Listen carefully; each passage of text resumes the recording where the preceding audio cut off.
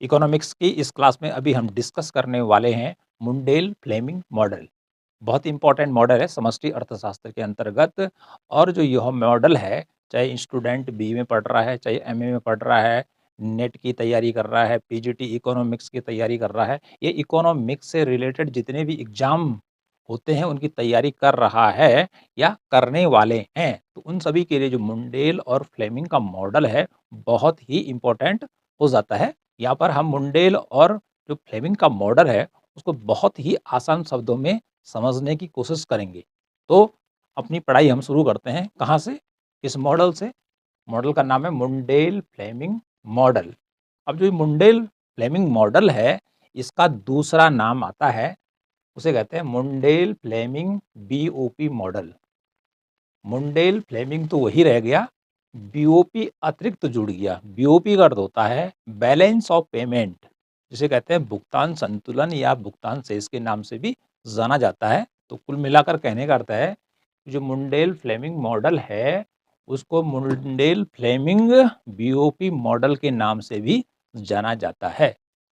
अब इसके बाद आती है बात कि जो मुंडेल और फ्लेमिंग मॉडल है यह सिद्धांत है, इसका विकास किसने किया, इसका प्रतिपादन किसके द्वारा किया गया? तो इसका विकास किया रॉबर्ट मुंडेल। यहाँ पर मुंडेल लिखा हुआ है तो मुंडेल का पूरा नाम था रॉबर्ट मुंडेल, और जो फ्लेमिंग है उसका पूरा नाम था मार्क्स फ्लेमिंग। तो इस प्रकार से इन दो अर्थशास्त्रियों के द्वारा मुंडेल फ्लेमिंग मॉडल का विकास किया गया और इन्हीं के नाम पर इस मॉडल का नाम क्या रखा गया? मुंडेल फ्लेमिंग मॉडल रखा गया। अब इसका विकास इन्होंने कब किया? ये किया इन्होंने 1960 के आसपास। ठीक है, 1960 के आसपास इनके द्वारा इस मॉडल का विकास किया गया। जो रॉबर्ट मुंडेल था यह कनाडा का अर्थशास्त्री था, और जो मार्क्स फ्लेमिंग था यह एक ब्रिटिश अर्थशास्त्री था। आगे चलकर जो रॉबर्ट मुंडेल हुए हैं इनको 1999 में अर्थशास्त्र का नोबेल पुरस्कार भी दिया गया था। तो जो रॉबर्ट मुंडेल हुए और चाहे वह मार्क्स फ्लेमिंग हुए, तो इनका जो मॉडल है यह सिद्धांत है किस लिए इन्होंने बनाया, क्या काम करता है? तो जो इसका मुख्य उद्देश्य है वह है खुली अर्थव्यवस्था में। अभी आगे बात करेंगे कि खुली अर्थव्यवस्था क्या होती है। कि खुली अर्थव्यवस्था में मौद्रिक और राजकोषीय नीतियों के प्रभावों का विश्लेषण करता है। ओके, कब करता है? कि जब पूंजी का प्रवाह स्वतंत्र हो तथा विनिमय दर स्थिर या परिवर्तनशील हो। तो कहने का अर्थ है यहाँ पर, इसी को आगे बढ़ा लेते हैं और समझ लेते हैं कि यह जो मॉडल है, कौन सा मॉडल? मुंडेल फ्लेमिंग मॉडल एक लघु खुली अर्थव्यवस्था से संबंधित है। कुल मिलाकर कहने का अर्थ है कि इन्होंने जो अपने मॉडल में माना है एक लघु खुली अर्थव्यवस्था की बात की है। अब खुली अर्थव्यवस्था किसे कहते हैं? ओपन इकोनॉमी किसे कहते हैं? ओपन इकोनॉमी उस इकोनॉमी को कहते हैं, उस देश की अर्थव्यवस्था को कहते हैं जो विश्व की अन्य अर्थव्यवस्थाओं से जुड़ी होती है। जैसे भारत की इकोनॉमी है खुली इकोनॉमी, खुली अर्थव्यवस्था है। जापान की अर्थव्यवस्था कैसी है? खुली है। अमेरिका की कैसी है? खुली है। ब्रिटेन की कैसी है? खुली है। तो भारत का जो आदमी है वो सीधे अमेरिका में क्या कर सकता है? निवेश कर सकता है। उधर अमेरिका का भारत में कर सकता है, भारत का जापान में कर सकता है, जापान का भारत में कर सकता है, क्योंकि इन देशों की जो इकोनॉमी है वो कैसी है? खुली है। अर्थात व्यापार के दरवाजे कैसे हैं? खुले हुए हैं। ओके जी। तो कुल मिलाकर जो मुंडेल फ्लेमिंग मॉडल है वह किस अर्थव्यवस्था के लिए इन्होंने बनाया है? खुली अर्थव्यवस्था के लिए बनाया है। ठीक है, और कल्पना की है कि एक लघु खुली अर्थव्यवस्था होती है। ठीक है जी।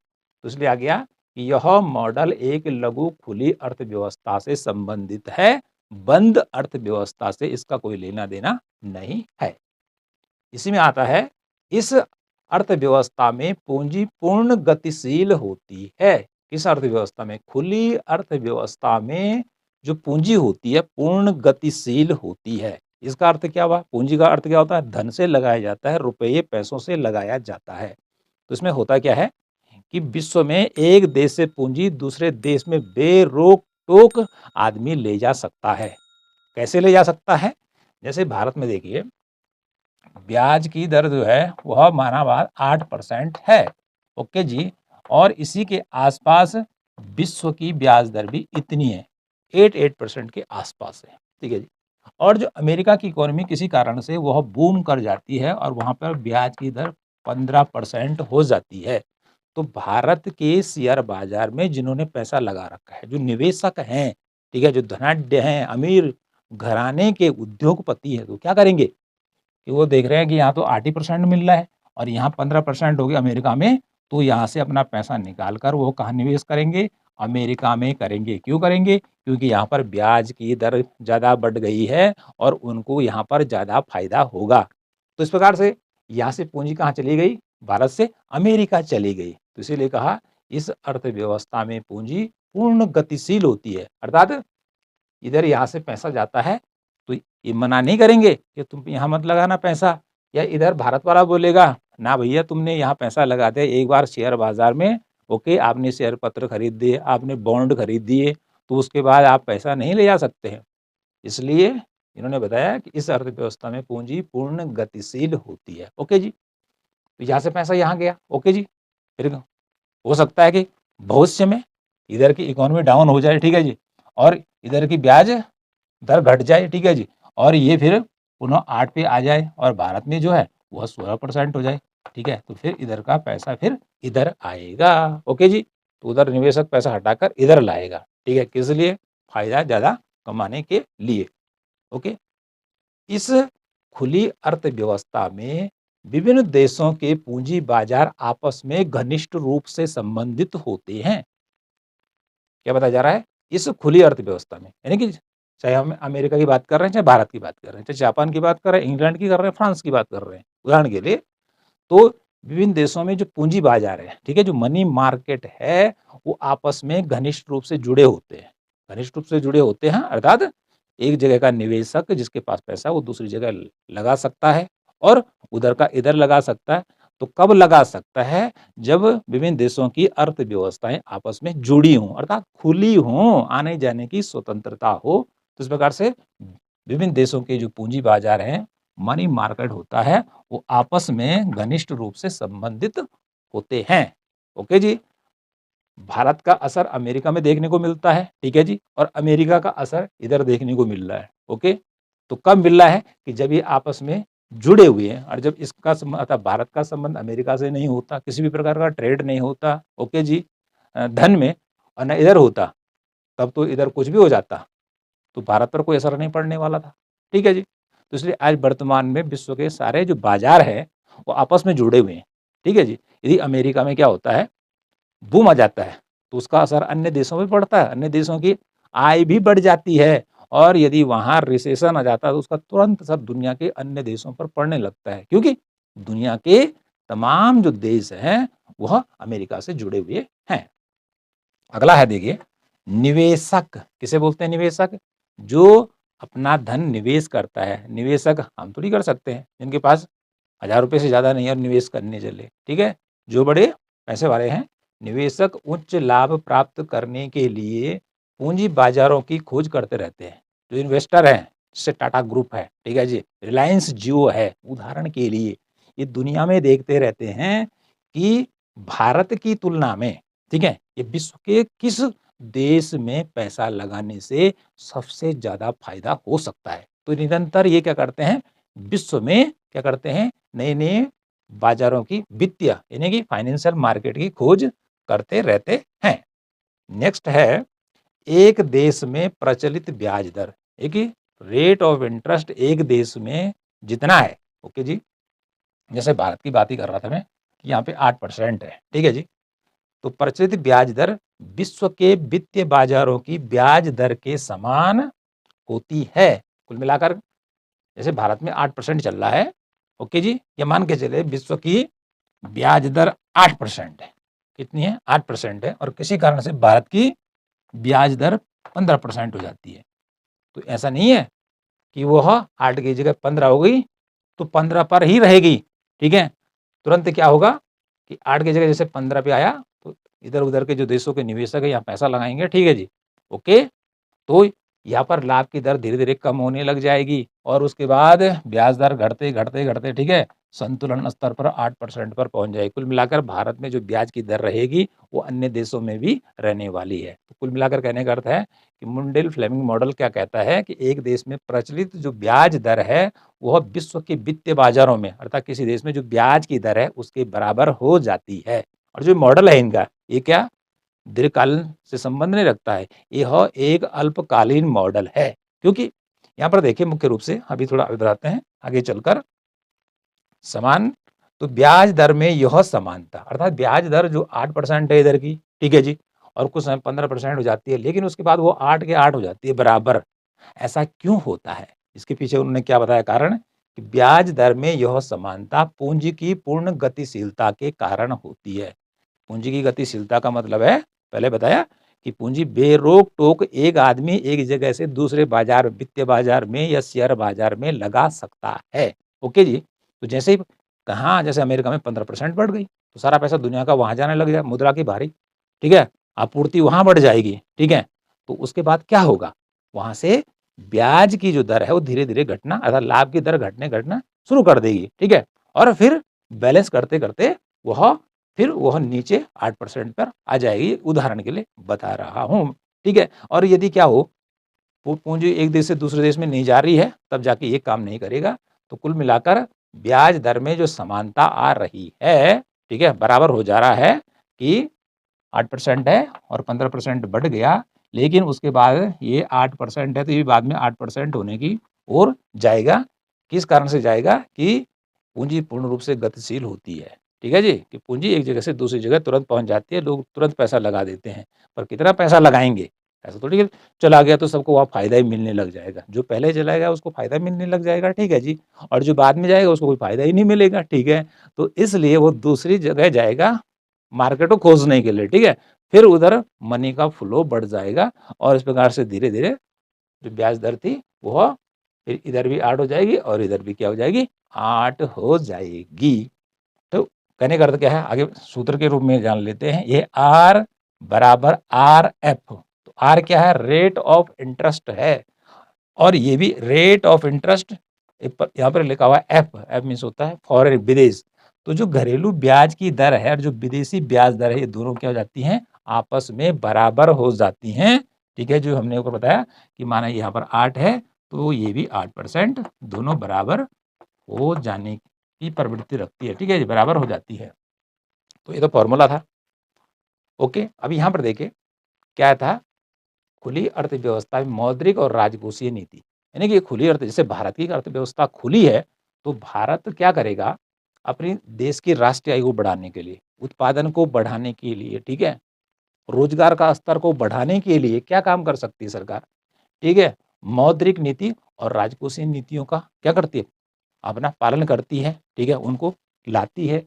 सरकार को लगता है कि पैसों की ज़रूरत हो सकती है, वो ज़्यादा रुपया बाज़ार में डाल सकती है, ठीक है, मौद्रिक नीति के द्वारा, और मौद्रिक नीति को जो चलाने का काम करता है वो देश का सेंट्रल बैंक करता है। ओके जी।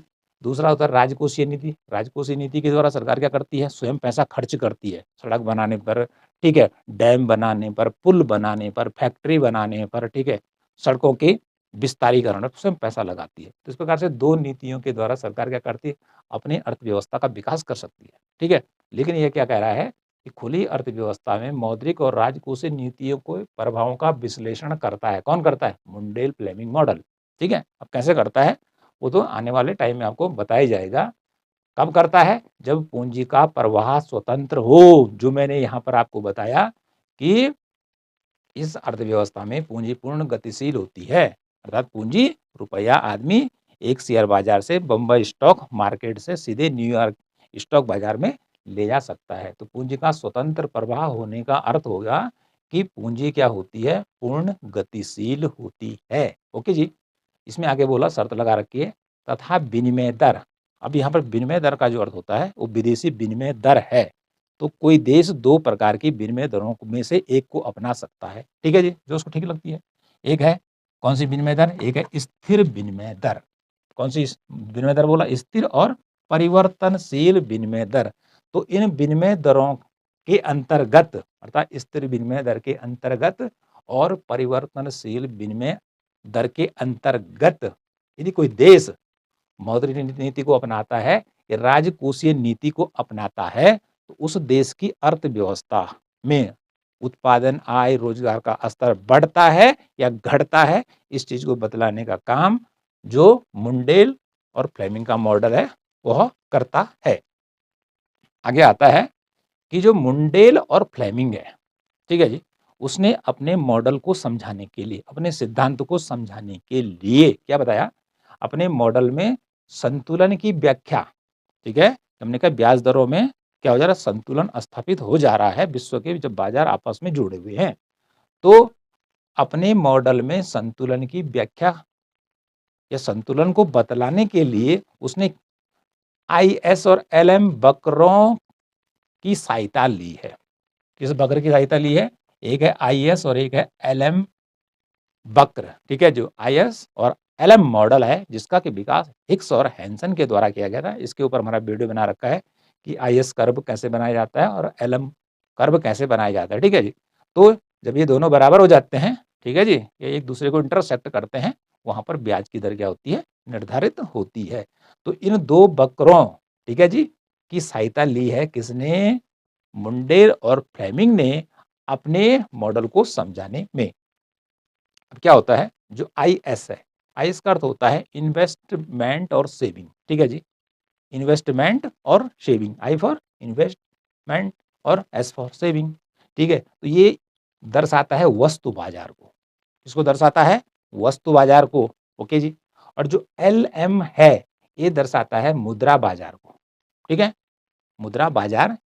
तो इस प्रकार से ये वस्तु बाजार हो गया और ये मुद्रा बाजार को प्रदर्शित करते हैं, ठीक है जी।